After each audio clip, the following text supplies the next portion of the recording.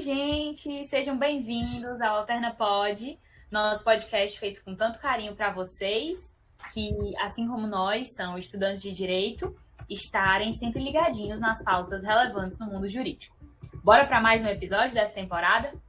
Hoje, eu, Mariana e Rebeca dividiremos o nosso podcast em 3 blocos e receberemos aqui alguns convidados muito especiais da área do direito para trazer para vocês o conteúdo da melhor forma possível, tá bom? Lembrando que o tema de hoje foi um pedido de um dos nossos inscritos, e o e-mail dele está aqui embaixo. Obrigada, Morton, pela sugestão. Um beijo para você, obrigada por acompanhar a gente. Esse podcast é um oferecimento iFood e estamos começando. No episódio de hoje, debateremos o direito alternativo e as principais pautas relacionadas a ele. Nesse primeiro momento, convido Letícia Beck, professora de Direito da UFRN, e Beatriz Macedo, advogada, para debater um pouco sobre a ideia de direito alternativo.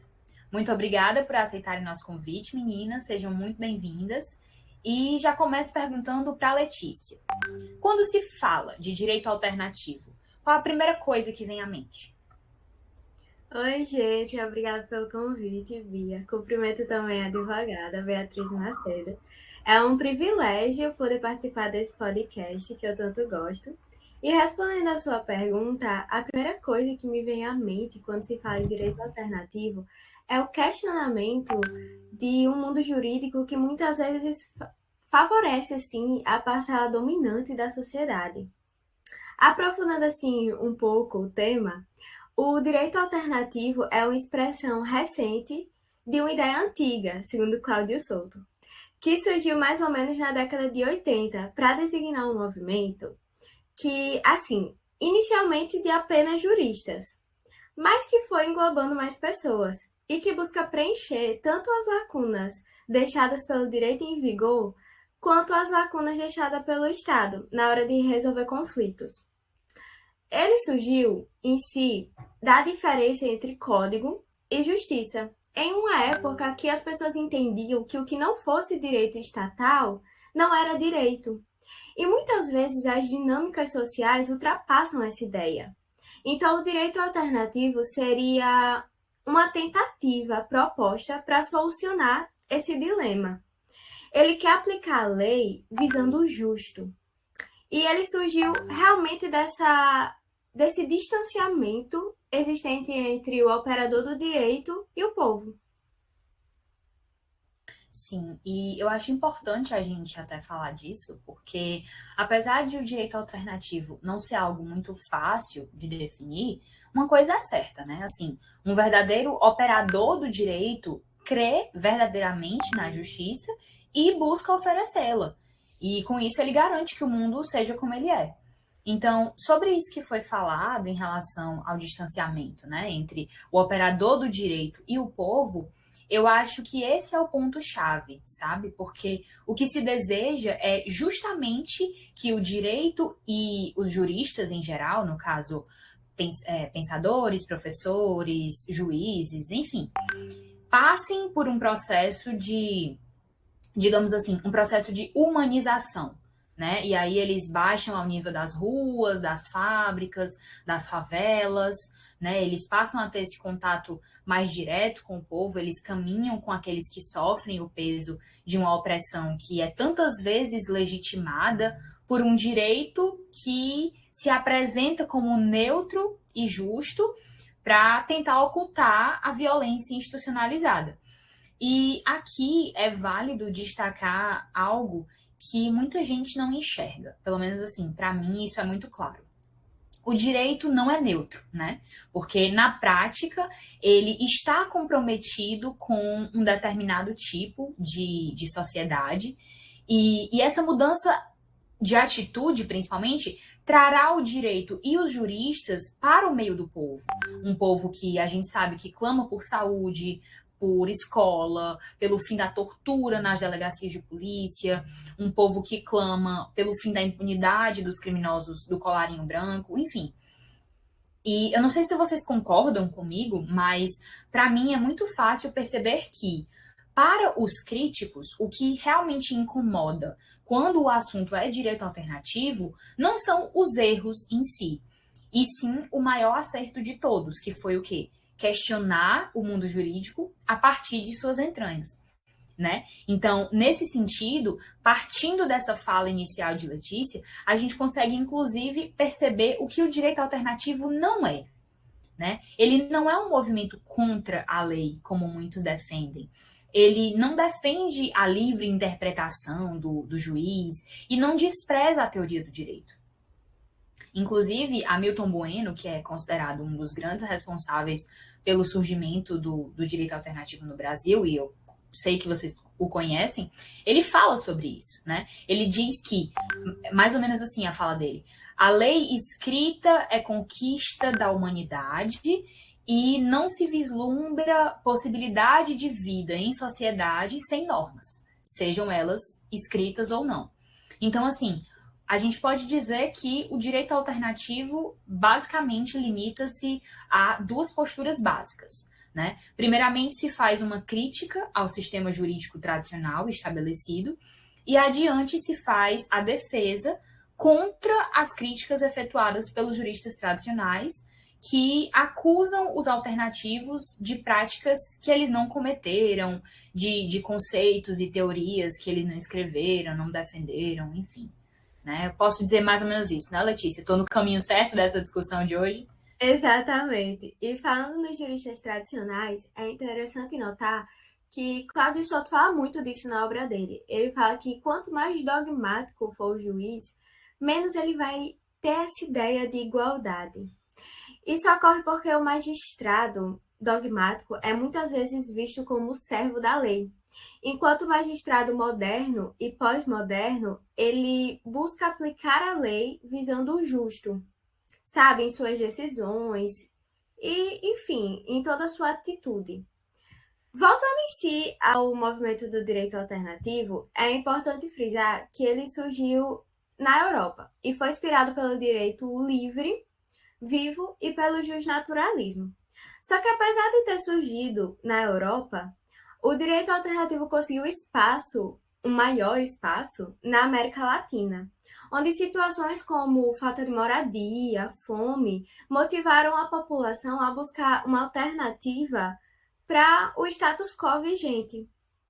É tanto que em países de primeiro mundo, por exemplo, a ideia do direito alternativo é muito tímida e não conseguiu espaço prático nas suas decisões.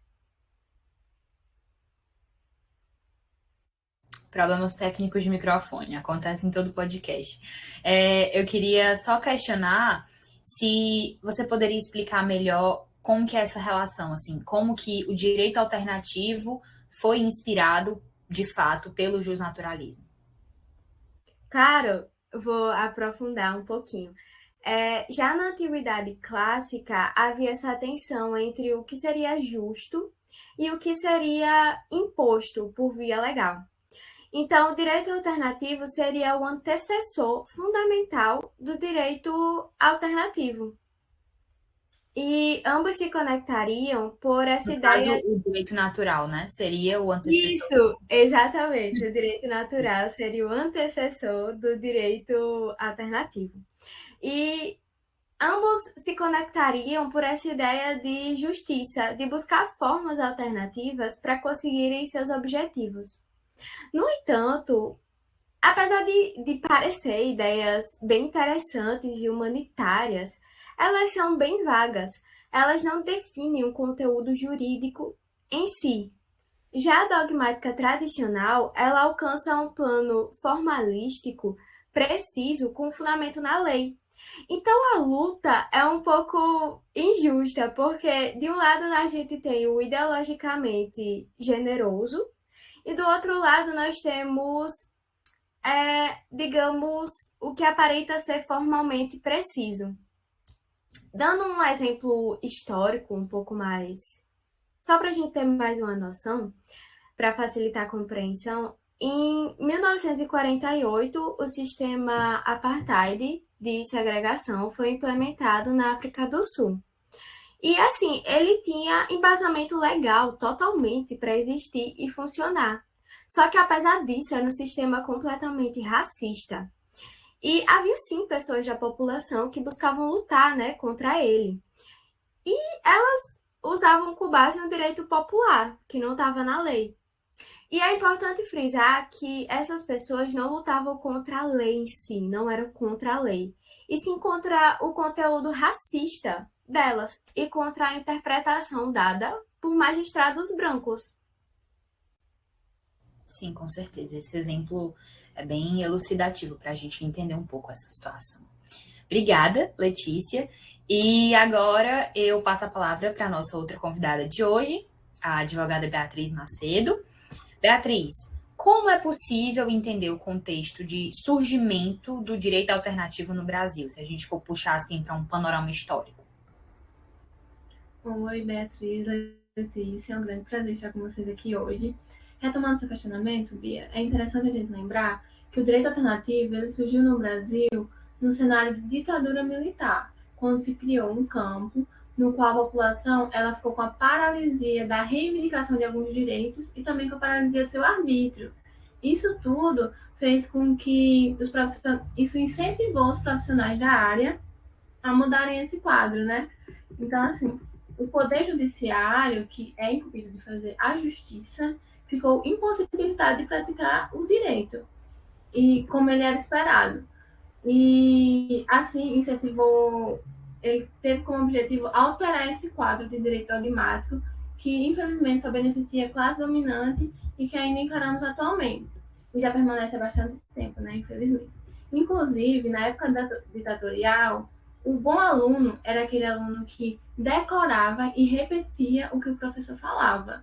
Então, isso fez com que formasse profissionais que achassem que o direito certo, ser justo, é ser neutro, uma ideia de neutralidade como justiça, mesmo que essa não beneficiasse a todos. Ou seja, independente de não beneficiar a todos, a gente tem que seguir a lei. Então, a imagem do judiciário pós-ditadura ela ficou tão suja devido à situação que o poder perdeu sua credibilidade. Houve até uma distorção do que seria do poder judiciário ou de outros poderes. A população ela começou a trazer para o poder judiciário questões que não eram do nosso âmbito, entendeu? E assim, muitos juízes se recusaram a ouvir a população, a atender a população, argumentando serem apolíticos. Mas ainda bem, né, que isso não ficou por isso mesmo. Um grupo de magistrados gaúchos, eles se importaram, eles pegaram essa causa da população, né, essa causa social, se importando com cada sentença dada na realidade. E a partir daí foi que apareceram os primeiros juízes do que seria o direito alternativo, tendo como primeiro passo a reunião por meio de grupos de estudos com alguns magistrados gaúchos, com o objetivo de levar aos legisladores algumas sugestões. Então, assim, nós temos também o dia 25 de outubro de 1990, que foi o que marcou o surgimento do direito alternativo, que o Jornal da Tarde de São Paulo, ela veiculou um artigo com o título Juízes Gaúchos colocam o direito acima da lei. Essa reportagem ela teve como objetivo, claramente, ridicularizar e diminuir aquele trabalho que estava sendo feito pelos magistrados gaúchos, né? Entretanto, ela teve um sentido inverso, né? Ao invés de diminuir, ela só fez propagar esse trabalho que estava sendo feito por eles. E após essa publicação, diversos profissionais saíram em defesa desse grupo e de Hamilton Bueno de Carvalho, que era um dos organizadores e, na época, era juiz. Eles publicaram artigos em jornais, em revistas, então o assunto só repercutiu mais e de forma mais organizada, né? Por isso, nós consideramos o mês de outubro de 1990 a data de início do movimento do direito alternativo brasileiro. Então, assim, logo após a publicação dessa matéria, Hamilton Bueno decidiu realizar o primeiro encontro internacional de direito alternativo, que foi na cidade de Florianópolis, Santa Catarina. E como ato preparativo para esse congresso, eles lançaram um livro Lições de Direito Alternativo 1, como o direito alternativo ele é um movimento de crítica ao que é a ordem vigente, né, o que está sendo no momento, e estando no cenário pós-ditatorial, o tema virou um grande sucesso. Lotaram eventos, esgotaram livros, tudo que abordava sobre esse assunto. A gente até tem como exemplo a editora acadêmica, que publicou 31.050 exemplares, tendo vendido até o ano de 1995, que foi quando ela encerrou a sua atividade, um total de 22.230 livros, ou seja, no prazo de 4 anos, uma média de 463 vendidos por mês.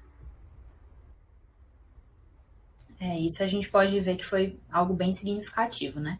Mas, assim, na atualidade, como que é visto o movimento do direito alternativo aqui no Brasil? O boom inicial do direito alternativo, ele acabou. Então, assim, na atualidade, o número é bem inferior de participantes em congressos e também de publicações sobre o assunto. Mas hoje ele está voltando em pauta, e aí fica o questionamento. Ou ele vai permanecer, ou ele vai ficar na história como uma moda. E assim, apesar da sua trajetória, o movimento ainda é discutido todo ano em congressos e ainda é posto em prática na atualidade, o que causa grande incômodo na vida das classes dominantes. Sim, sim. E aproveitando para finalizar, outro ponto que eu gostaria de levantar para a gente debater aqui é um caso ainda em vigor no mundo, né? Se a gente for pegar, por exemplo, o caso dos países islâmicos, como resultado de uma interpretação oficializada que foi feita do Alcorão, as mulheres, a gente sabe, as mulheres estão submetidas a uma ordem legal terrível, né? Porque a palavra de um homem sempre prevalece sobre a de uma mulher. Ou seja, no caso de, digamos, um suposto adultério, basta um marido levar sua suspeita ao tribunal para que sua esposa seja condenada à morte. E em situações como essa, os críticos desse sistema, eles não são contra a lei em si, né? Eu acho importante a gente falar isso. Eles não são contra a lei, eles só não apoiam a ausência, assim, eles não apoiam a ausência de leis e regras, mas eles combatem a estrutura jurídica, a interpretação, a aplicação efetiva dessa estrutura. Né, doutora? Isso, exatamente, Bia. E com o direito alternativo a coisa não é muito diferente. O objetivo não é lutar contra a existência de um sistema de normas escritas no Brasil. E não se defende a ausência de limites dos julgadores. O que é verdadeiramente questionado é o conteúdo de algumas leis, a falta de aplicação de outras e a interpretação reacionária efetuada pela grande maioria dos juristas brasileiros, em especial os juízes de direito, os desembargadores e os ministros, né? A má interpretação a esses textos legais. Isso leva o Estado a servir pequenos grupos sociais em detrimento do todo o povo, com raras exceções. Sim. Ai, gente, queria ficar mais, mas nosso tempo está acabando, então, encerrando o nosso primeiro bloco, eu quero agradecer pela participação de vocês, pela disponibilidade de gravar com a gente, porque eu sei que vocês têm uma rotina, né, muito, muito corrida, uma agenda puxada, então, obrigada por colaborar com esse projeto que é tão especial para a gente, né, para mim, para as meninas, Mariana e Rebeca, que já chegam por aí, e eu amei nosso papo e espero vê-las por aqui mais vezes. Nada, a gente que agradece. Muito sucesso. Obrigada. E, assim, para quem está em casa, é isso. Esse foi o nosso primeiro bloco de hoje. Espero que vocês tenham gostado. Continuem em casa, continuem se cuidando. Nós ainda estamos vivendo uma pandemia, então, por favor, se cuidem, usem máscara, usem álcool em gel, se vacinem, porque só a vacina vai tirar a gente dessa. E tá mais perto do que longe, né? Agora, Mari vai assumir o bloco 2 com mais 2 convidadas muito especiais. Um beijo e até a próxima.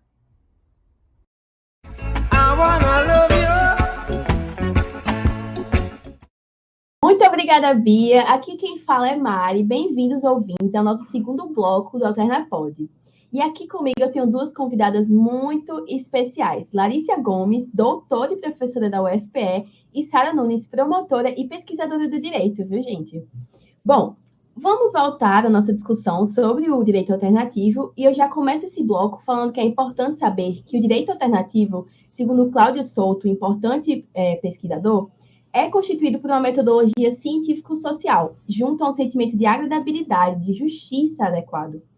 O direito alternativo, ele tem como principal função garantir uma semelhança entre os indivíduos para que daí consiga construir uma sociedade mais harmônica, que haja cooperação e que atenda às necessidades de todos. Sem mais delongas, eu vou passar a palavra para a nossa doutora, Larissa Gomes.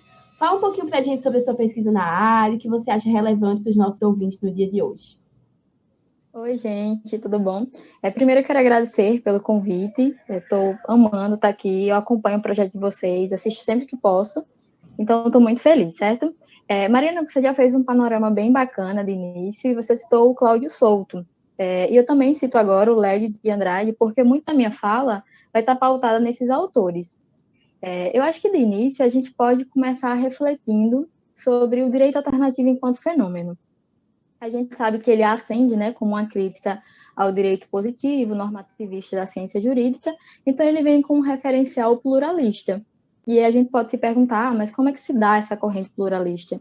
E o que eu posso dizer para vocês é que é uma corrente muito forte dentro do direito alternativo, porque esses juristas, eles não acham justo, eles não concordam que o direito ele seja construído, ele seja moldado, seja transformado unicamente pela hegemonia estatal. Então, há o reconhecimento de outras relações jurídicas para além do viés estatal, sabe? Acho que a gente pode pensar como se fosse o reconhecimento dessas relações jurídicas no mesmo ambiente geográfico, no mesmo âmbito social. Então, a gente pode ver como uma crítica à injustiça, a esse esgotamento da legalidade liberal individualista, sabe? Então, a gente pode começar pensando por aí. E outra coisa é que o Cláudio Souto, ele fala para a gente se atentar bem, que não é porque há um pluralismo jurídico que a unicidade jurídica ela vai ser automaticamente anulada. Então, é um ponto para a gente refletir. Mas é possível que essa unicidade jurídica e esse pluralismo possam existir? Como é que isso poderia acontecer? Bom, essa reflexão é super válida porque o Cláudio Souto ele levanta esse questionamento e ele mesmo vem respondendo. Então, eu vou parafraseá-lo, certo? Ele diz que, em termos de uma teoria científica social, há essa possibilidade que haja pluralismo e a unicidade jurídica quando a gente evita o equívoco do pluralismo tradicional, que é de ver a ideia de direitos, com esse Szinho no final, né? Direitos no plural. Porque ele diz que é logicamente impossível que haja dois direitos. Ele diz que o direito alternativo não é um outro direito, certo? Então, esse pluralismo jurídico de forma teórica, ele tem que ser o mais abrangente possível. E aí a gente consegue atingir essas limitações que a gente tem usualmente. Então, a gente pode pensar na seguinte frase que ele menciona, eu acho que é super válida, que o direito, ele é como se fosse um conteúdo que vai se expressar de diversas formas, essa podendo ser social, estatal, e aí podemos seguir, certo? Então, seguindo naquela perspectiva do direito alternativo enquanto fenômeno, a gente vê que ela traz um viés de transformação. O direito alternativo não está satisfeito em chegar, ver as coisas como estão e continuar assim. É por isso que ele vem de encontro, querendo combater esse status quo, que a gente bem sabe. Isso, sobretudo, em países subdesenvolvidos, que a questão social é muito vista, né? Vista de uma forma muito nítida, as desigualdades e entre outras coisas. Então, a gente pode pensar esse direito alternativo assim, como desviante por natureza. Por isso mesmo que eu trouxe, né, essa perspectiva do direito alternativo enquanto fenômeno, enquanto viés social, que vai permeando bem entre as questões ideológicas. Então, acho que a gente pode começar por aí. Só esquenta, viu, gente? Excelentíssima fala. E entrando nesse aspecto de ideologia, eu acho muito importante mencionar que uma das principais críticas que são feitas ao direito alternativo, que eu, pelo menos, escuto muito, que gira em torno da ideia falsa de que existe muita ideologia dentro dessa ciência. Então, eu acho que é essencial pontuar, primeiro, que não existe uma neutralidade axiológica do cientista. Mas é essencial que, enquanto ele faça ciência, o cientista ele deve restringir ao máximo suas avaliações. Assim é que os cientistas do próprio direito alternativo, na medida em que se informam de ciência empírica, eles devem diminuir a informação ideológica até um nível não significativo, que não atrapalhe os resultados das pesquisas. Até porque, quanto menos ideológico e mais objetivo for o direito alternativo em seu conhecimento, maior sua eficácia para realizar uma mudança social profunda de maior permanência. Perdão aí, gente, se tiver alguma zoada no fundo, você sabe como é ao vivo, aqui é assim. Depois de todo esse falatório, eu vou passar a palavra para a promotora e pesquisadora Sara. O que é que você pode contribuir para a gente nesse debate tão importante? Oi, gente, boa tarde. Gostaria primeiramente de agradecer esse convite maravilhoso. Estou muito feliz de estar participando aqui. Então, Mariana, eu acho que um ponto muito importante que a gente deve destacar é a reflexão realizada pelo direito alternativo acerca das instituições sociais. Segundo o direito alternativo, as instituições sociais não são nem um pouco neutras e nem um pouco apolíticas, porque elas, infelizmente, acabam por reproduzir uma ideologia de um grupo específico dominante, conservando esses interesses, conservando os interesses de um grupo específico, o que acaba por comprometer a dignidade de uma grande maioria que é extremamente abandonada, né? E, infelizmente, uma dessas instituições é o próprio direito, que apesar de proclamar ideais de virtude, ideais de justiça, de igualdade, é, na verdade, um forte regulamentador mesmo e viabilizador de benefícios extremamente específicos e elitistas, né? Uma corrente presente no movimento do direito alternativo que desenvolve de forma assim espetacular essa crítica acerca do direito formal, acerca do seu caráter de ideologia dominante mesmo, é a corrente marxista.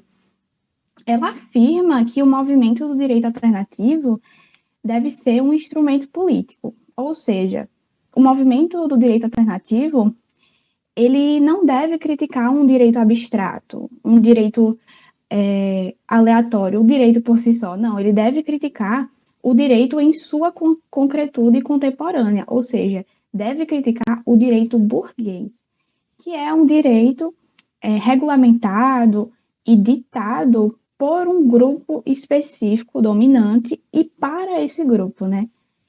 Então, essa corrente marxista mostra que é necessário inserir a análise sobre a dinâmica da luta de classes dentro das lutas alternativas e dentro das reflexões alternativas. É muito importante ter esse tipo de reflexão acerca da diferença das classes, acerca da existência real de uma classe que domina e de uma classe que é dominada, né? Isso faz muita diferença. É nesse contexto que a gente encontra um renomado pensador chamado Edmundo Lima de Arruda, que fala que um dos principais objetivos do movimento de direito alternativo deve ser construir uma revolução passiva. Aí você pergunta, Sara, o que seria essa revolução passiva, né? É uma revolução a qual se caracteriza por lutar, por buscar a ampliação das conquistas populares em prol também de uma formação jurídica que não seja fundada no ideário burguês.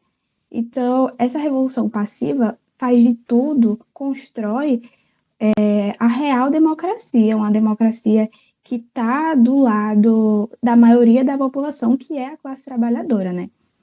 E para acontecer essa revolução passiva, para acontecer a concretização da democracia, portanto, né, é necessário ter em mente um projeto novo de sociedade, que seria um projeto de base socialista. Ainda dentro dessa discussão muito importante da transformação social, né, é importante a gente lembrar que essa transformação estrutural, ela não vai ocorrer apenas por conta do direito alternativo. O direito alternativo ele não vai ser o salvador da pátria, ele não vai ser o responsável unicamente por essa transformação.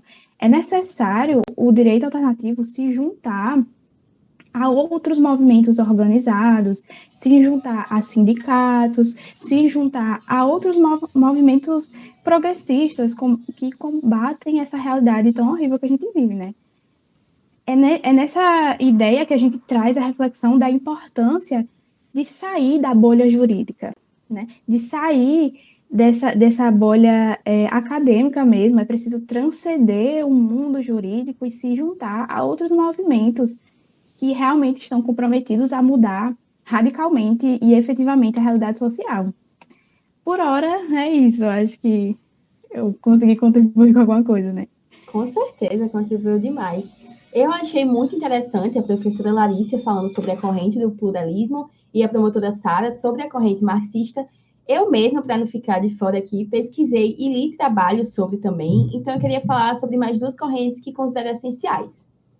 Quando falamos em direito alternativo e Constituição, de acordo com Andrade, existe uma corrente que, diferentemente do pluralismo, entende ser função do direito alternativo no presente momento histórico a defesa incondicional da Constituição.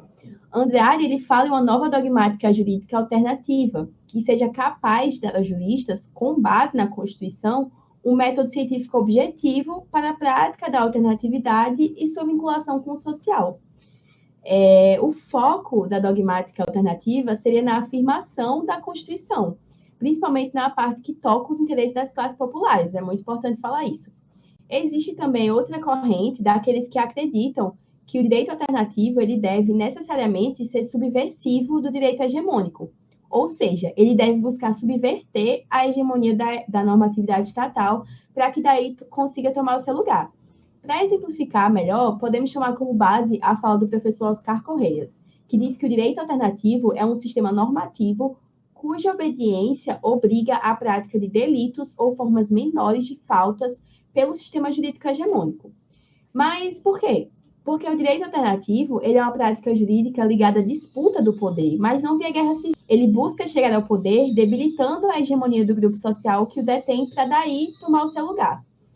E, gente, mudando aqui um pouco o foco, eu preciso falar que nós estamos batendo recorde de audiência, viu, aqui? E um dos nossos seguidores, @turma da UFPE, mandou: por favor, me ajudem. Tenho prova amanhã e preciso saber sobre as vertentes do direito alternativo. Vou lançar isso aqui para as nossas convidadas e eu só quero saber quem é que vai pegar essa responsa. Gente, eu tenho a leve impressão que eles são meus alunos, sabe? Vão ter prova, mas sabem que estão aqui, né? Buscando mais conhecimento e vão aproveitar todo esse debate para se dar muito bem nessa prova.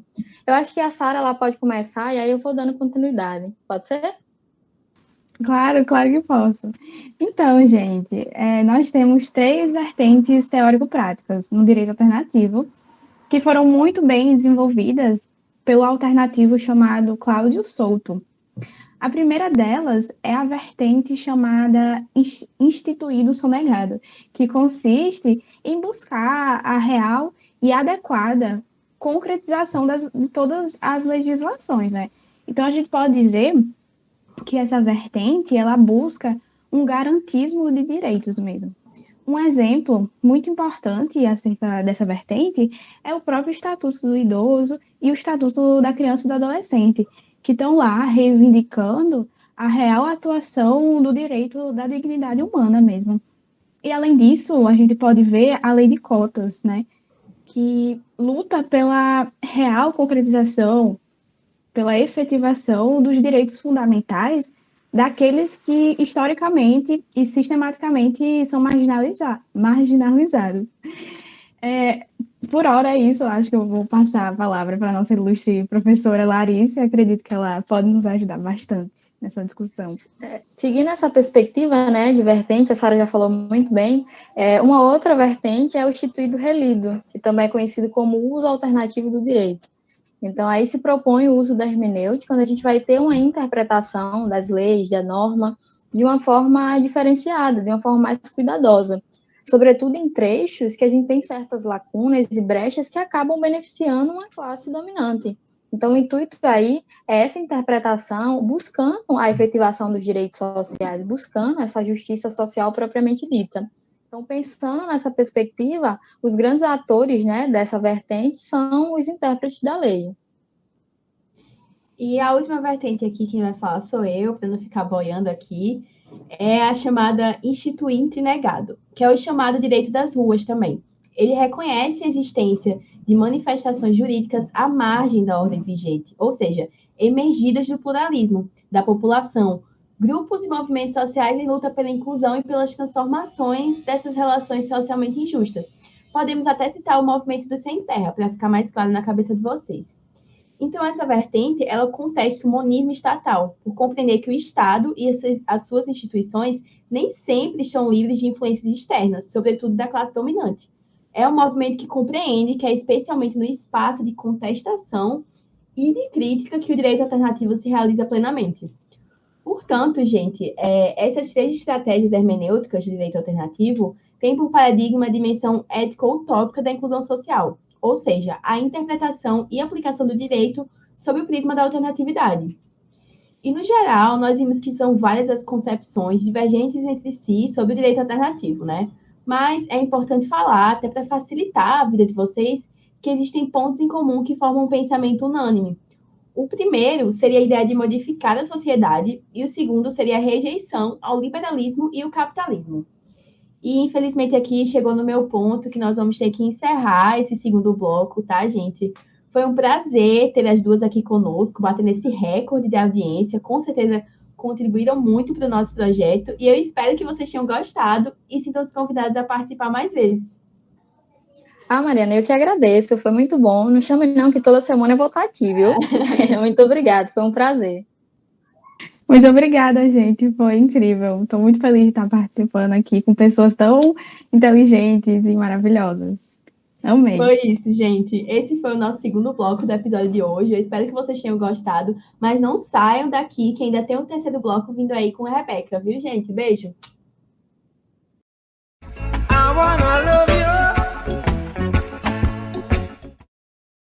Olá, gente, sejam bem-vindos ao bloco 3, o melhor bloco deste podcast. Muito obrigada, Mari, muito obrigada, Bia. Vamos aqui dar continuidade às nossas discussões sobre direito alternativo.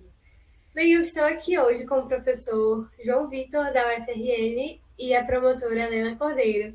Muito obrigada por ter aceitado o nosso convite. Estamos muito felizes que vocês estão aqui hoje contribuindo para mais esse episódio. Tudo bem com vocês? Como vocês estão?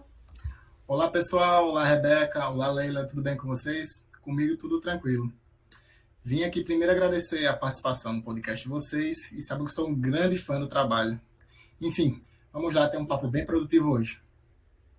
Oi, gente. Eu gostaria de agradecer pelo convite, né, das meninas. Sem dúvidas, é uma honra estar aqui hoje e eu espero contribuir positivamente para essa importante discussão.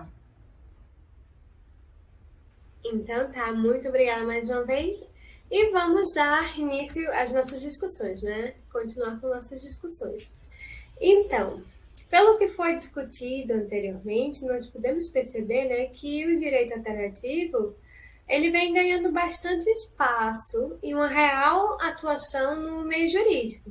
E com relação a isso, uma das principais ideias, né, que nós sabemos é a ideia da igualdade entre os homens. Porém, nós sabemos que igualdade, na verdade, é uma ideologia. E muitos dizem até que é uma utopia, né? Até porque cada homem, cada ser humano tem sua própria individualidade e tem sua particularidade. Então, senhor professor, você poderia explicar melhor essa ideia da igualdade para o direito alternativo? Vamos lá. Boa pergunta. De fato, é uma ideia um pouco complexa de se entender. Todavia, apesar das individualidades e particularidades de cada indivíduo, existe uma semelhança entre eles. E é com essa semelhança que o direito alternativo trabalha. Vejam bem, para se obter um equilíbrio no sistema de interação social, é necessário que as semelhanças entre os indivíduos sejam priorizadas frente às dessemelhanças. Entendi, professor.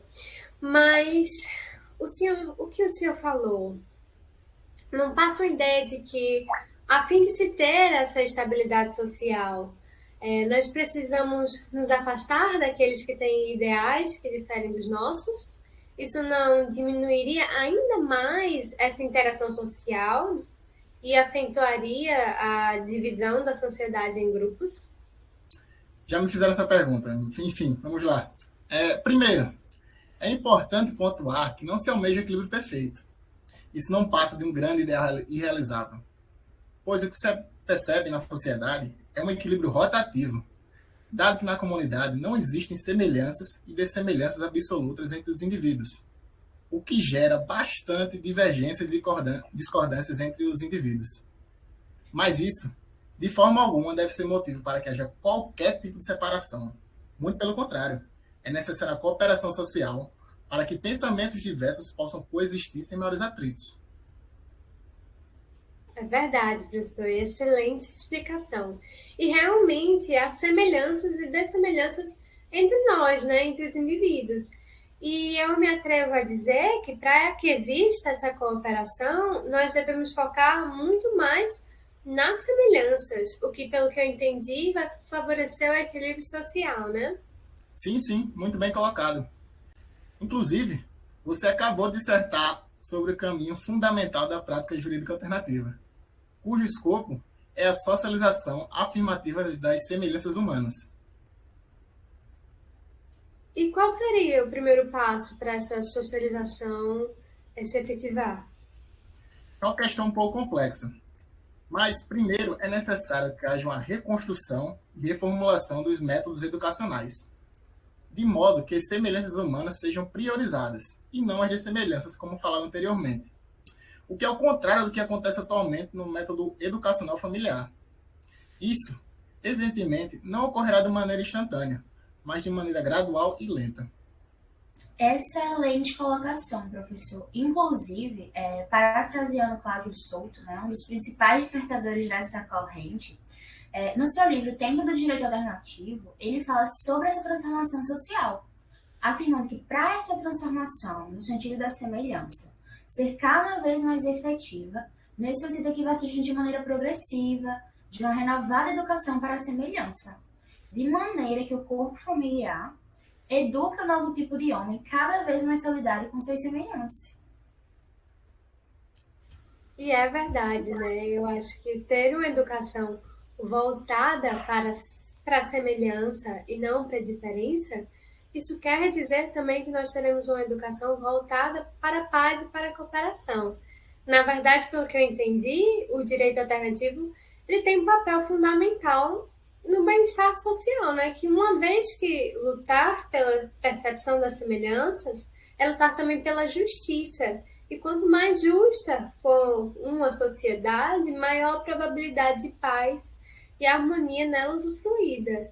Inclusive, essa nova sociedade, essa sociedade justa e igualitária, ela só vai se tornar real, né, quando nós tivermos um novo homem, né, um homem renovado pela educação, porque a educação é revolucionária. E isso é uma das coisas que o direito alternativo defende, né?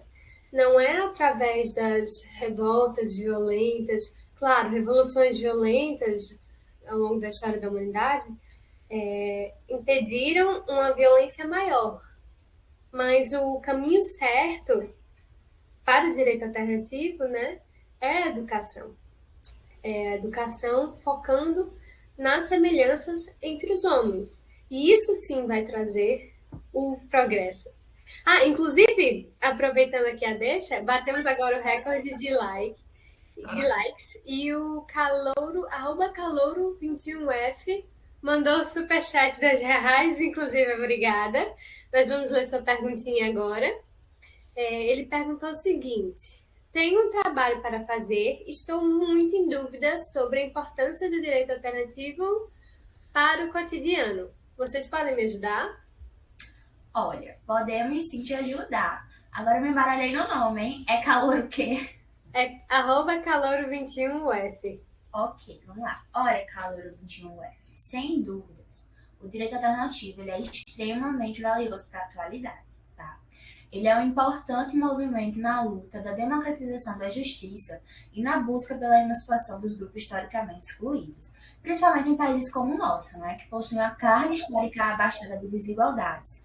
Então, frisando aqui o próprio ordenamento jurídico brasileiro, os princípios da Constituição Federal de 88 e o artigo 5º da antiga LNDB afirma que, na aplicação da lei, o juiz atenderá aos fins sociais a que ela se dirige e às exigências do bem comum. Inclusive, aproveitando o que a senhora falou, eu acho importante ressaltar, né, que para o alternativismo jurídico, a pacificação social ela não se dá pela aplicação da lei, apenas pela aplicação da lei.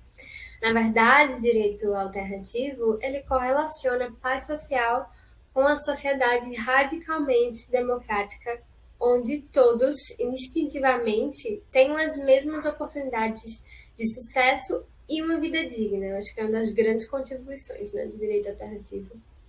Isso mesmo, Rebeca. Ademais, para além dessa questão, o movimento do direito alternativo, ele também apresenta forte importância no âmbito político brasileiro.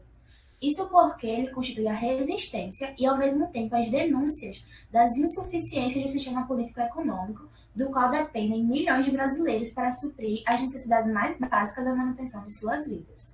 Ou seja, ao passo que o direito alternativo contribui para inserir no campo político e jurídico institucional do Estado as lutas populares por educação, saúde, moradia, enfim, entre outros elementos indispensáveis a uma existência digna, ele denuncia de modo inegável ao próprio Estado e à sociedade o quão deficitárias são essas políticas públicas. Inclusive, eu vou exemplificar agora essa importância através de casos que ocorreram aqui mesmo no Brasil.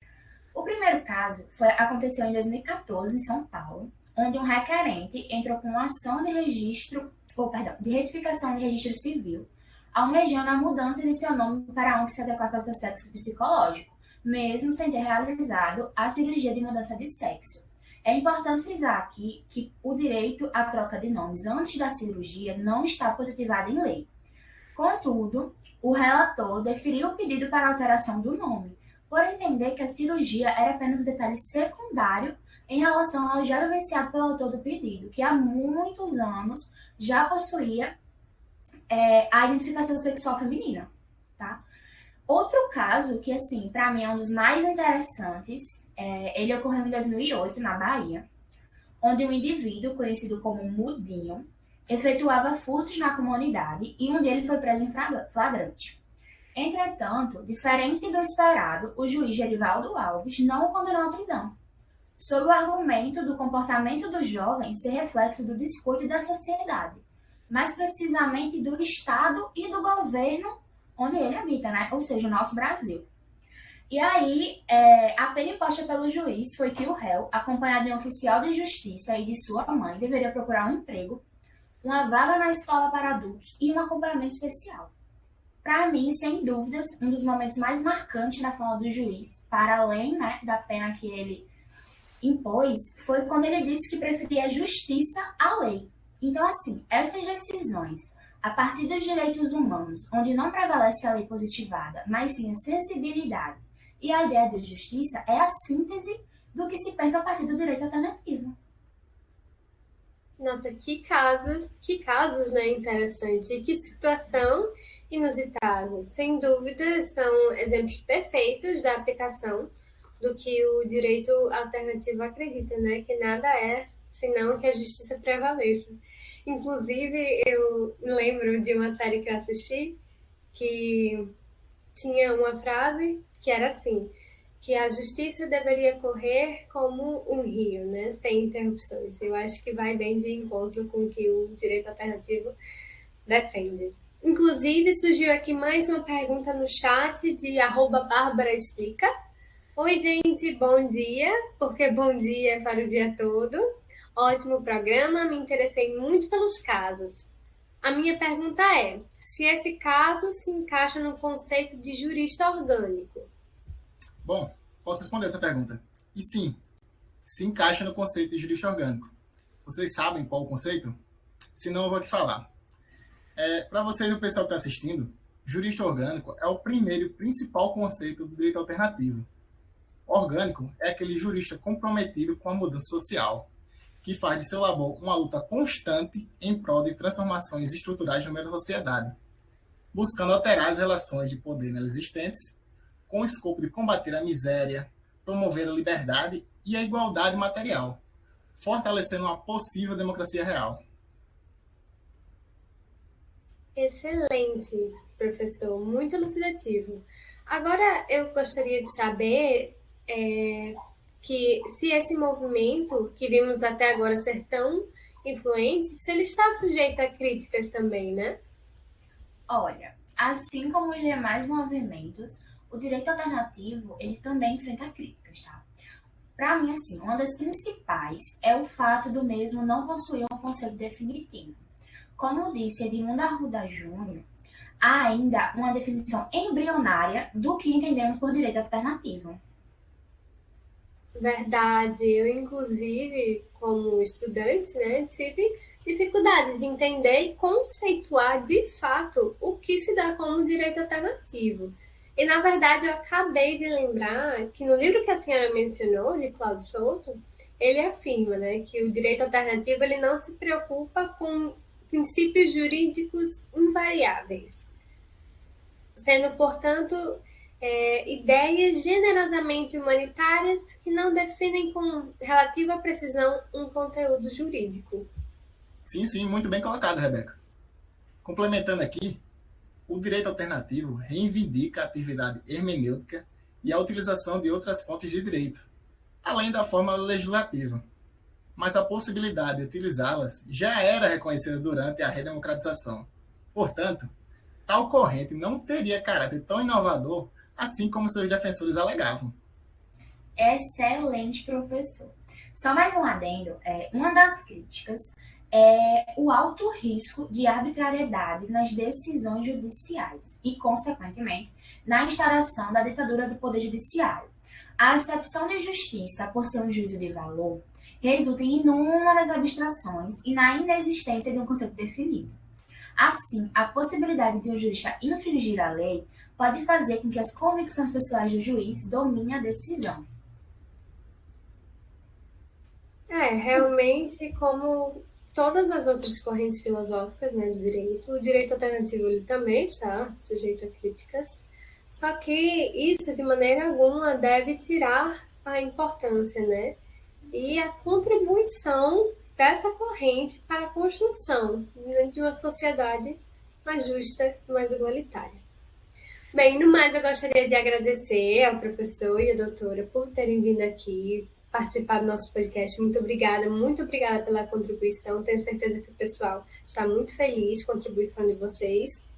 E é isso, gente. Muito obrigada por terem assistido até o final. E vamos lá para mais um episódio do podcast mais para frente. Muito obrigada. Tchau.